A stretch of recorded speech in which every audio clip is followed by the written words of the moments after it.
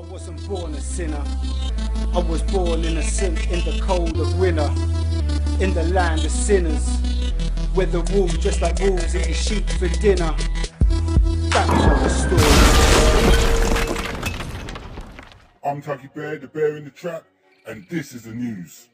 It's been over a week now that Malaysian Airlines have managed to lose a flight. The media just want you to think it's terrorism. For no real reason, they're just pumping out terrorism. But I'm going to say this, if it's terrorism, it's not Al-Qaeda. Al-Qaeda move like multiple things. They're not just going to take one plane, they're going to take 2 planes, 3 planes. So you can rule that out. So why do media still want you to think it's terrorism? I'm going to tell you why. That plane has been took by aliens. Get ready for the disclosure, because when that thing turns back up again, boy, shit's about to get real. Either that, or the plane was took by one of the pilots, and he's flown it into some other country's airspace and they've shot it down. Either one of those things, they can't admit to that, but that's why they want you to think it's terrorism. But you remember Tuggy told you first, either that thing got took by aliens, or that thing got shot down by another country's air force. That's the news. Oxfam have just released the findings of their survey, and it found that the richest 5, that's 1, 2, 3, 4, 5, the richest 5 families in Britain have a collective wealth more than the poorest 12.6 million families. That's all. I'm Tuggy Bear, the bear in the trap. This is the sport. It's been a great past few weeks of sport with the Winter Olympics and the Winter Paralympics. Great stuff. I do have a problem though. How can you have a Winter Olympics or Winter Paralympics, anything to do with winter, and I don't see no snowballs? No snowball fighting, no throwing snowballs at some kind of target, no who can throw the furthest snowball, none of that shit. Listen, if you really want people involved in the Winter Olympics and Paralympics in a real big scale like they are the Summer Olympics, you gotta give the people what they want. And we want snowballs. I'm Tuggy Bear, the bear in the trap. And this is that real talk. Serious times right now. We are potentially on the verge of World War III. The situation in Crimea is very, very dangerous. So let's take a quick look at some of the facts. Like, the elected leader of the Ukraine is no longer the leader of the Ukraine. The people who are in charge of the Ukraine now haven't held any elections. They've just removed the elected leader. Yet the West, the EU, Britain, the US have accepted this removal of an elected leader and embraced this new government. Meanwhile, the people of Crimea have said, hold on, this lot who just took over, they're no good for us. We want to go back to the Russians. So I'll tell you what, we're going to have a referendum. They've had a referendum, 95% of people have voted to go back, and this is democracy in action. And has the West applauded it? No. The US, the UK, the EU have all said we do not recognise the referendum vote in Crimea. What bullshit is that? That is the very definition of hypocrisy. Why are they not applauding this Crimean Spring? Let's be honest, pretty soon the people of Scotland will be having their referendum as to whether they remain part of the UK or not. Just like the people of Crimea. And just like the people of Crimea, the Scots have said this has got nothing to do with the rest of you. The Scots have said it's got nothing to do with the English, the Welsh or the Northern Irish, and the Crimeans have said it's got nothing to do with the Ukrainians. There is no difference between the two things except for the response from the West. I'm Tuggy Bear, the bear in the trap, and this is my Hall of Fame. For my first ever Hall of Fame, I want to shout out and salute all those who made it possible for me to be where I am now. So let me start the foundation. Big Ted and Little Ted from Play School. First bears I ever see on the television. You know what I mean? Big shout out to them. I want to shout out the Don, Sooty, Say No More. I want to shout out Paddington Bear and Rupert Bear. Yeah, those two bears been putting it down forever. You know what I mean? I want to shout out that bear who had that film a little while back. What's that bear's name? Ted. Hey, Ted, keep on keeping on, fam. Get that Hollywood money. You know what I mean? Waka waka! I want to shout out the funniest bear that ever did do it. Fozzie Bear from the Muppets. 21 gun salute, my brother. Bow! Waka waka! And finally, last but not least, the Don of the Dons. Jacker knows all about that trap life. Yogi Bear and his little younger boo-boo. Yeah? 100 gun salute, all of you. Blah, blah, blah, blah, blah, blah, blah, blah, blah, blah. Differently, there are some bears that will never make my Hall of Fame. Like that snitch Bungle from Rainbow. If I see him, paws are coming out.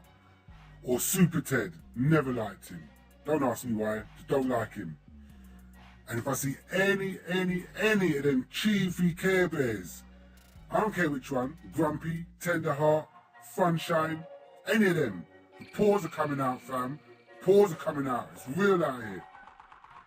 Anyway, on a positive note, I want to give a shout out as well to my little home bear, Pudsey from Children in Need, making that dough in a good cause, you know what I mean? I'm Tuggy Bear, the bear in the trap, and these are my trap stories. I was home with my 3-month-old son, and about 8:15 in the morning. I'm in the kitchen with my back to the window, just finished feeding him, and I'm winding him, you know, getting him to burp and that, and then suddenly, bam! Fucking glass shatters behind me, fucking, I don't know whether it's instinct or what, but I just duck down and I'm out of the room one time, get my son safe. I put him down, grabbed my gun, ran back to the kitchen. Couldn't see anything, so I've gone outside, still nothing. Just the neighbours, you know what I mean? Like they've all reacted to the noise. So then I realised that everyone is staring at me. I've looked down and I've realised I'm covered in blood. That's when the pain hit me. You know what I mean? I've been shot and hadn't even realised. So I've collapsed, you know, everyone's crowded around me. But through the noise and through the pain, it was silence that I recognised. I couldn't hear my son. I managed to get on my feet and I staggered back into the flat. I've got to my son.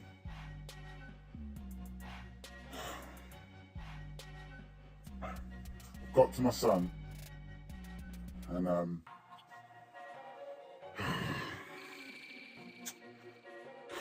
I'd been shot in the back,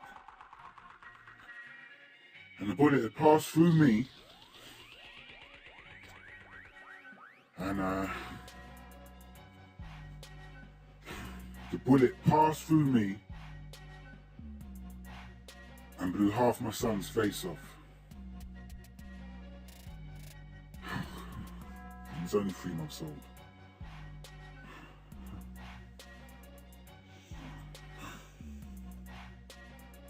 Three months old, shot dead.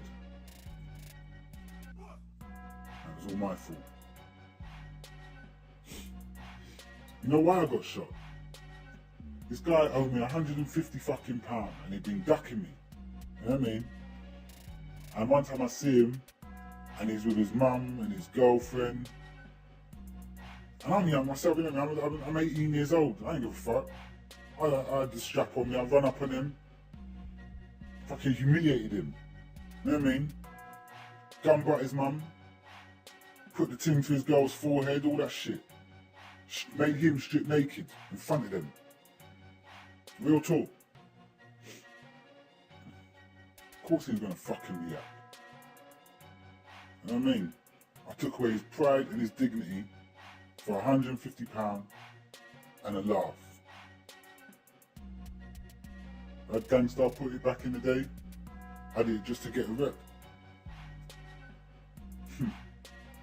Paid a much higher fucking price in the end.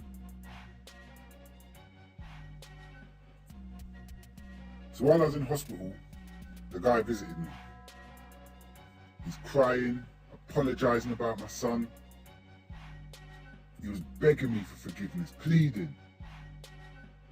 He even bought my fucking £150. Can you believe that?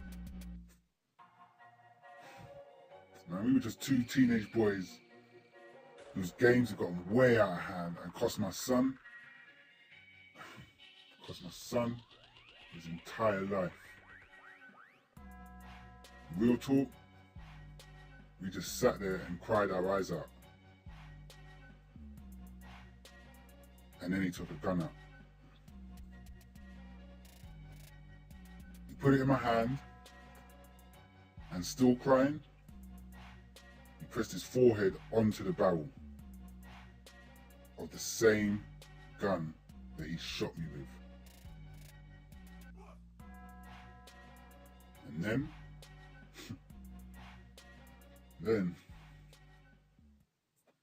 then he put my finger on the trigger that killed my son. When it came down to it, I couldn't kill him. I was the one in the wrong. And I mean, he didn't mean to kill my son. He meant to kill me, but I gave him good reason. You know what I mean? But nah, he didn't mean to kill my son. So he left me knowing that I didn't blame him, you know? I even apologised to him for the humiliation that I put him through and like all the business with his mum and all that. So apparently he's gone off to the roof and he's pacing along the ledge for about an hour. And they've all tried to get him down. You know, the nurses, police were there. But he refused. You know, he just said he's going to jump. Unless I come up there to come and get me. So the nurse comes along and takes me up with policemen and that. And as soon as he saw me, I mean, he stood on the ledge. I mean, we're on the roof of the fucking hospital now. And as soon as he saw me, he's just relaxed and smiled. And it was the strangest smile I'd seen up till then or since. And he pulled out his gun, puts it to his ear, and jumps. And right after he jumped, he pulled the trigger and blows his brains out. He was only 16. And people think, you know, that should give me some kind of comfort. You know, the guy who killed my son, he's dead, and the real talk, I don't get no comfort. My son is still dead. Every day I think about what he would be like today. You know, he'd be in his 20s now. Every day. I can't even remember what he sounded like now. I just remember the silence. So nah, I don't feel no comfort. All I feel is pain, and all I feel is guilt. Alright, let me salute Rapid out of Elaborate Grove, producer of all the music you can hear throughout the show. I want to salute Truthiz, the rapper at the beginning and the end. I want to say thanks for watching. Materialism is a sickness of the soul, chasing dough takes its toll back there.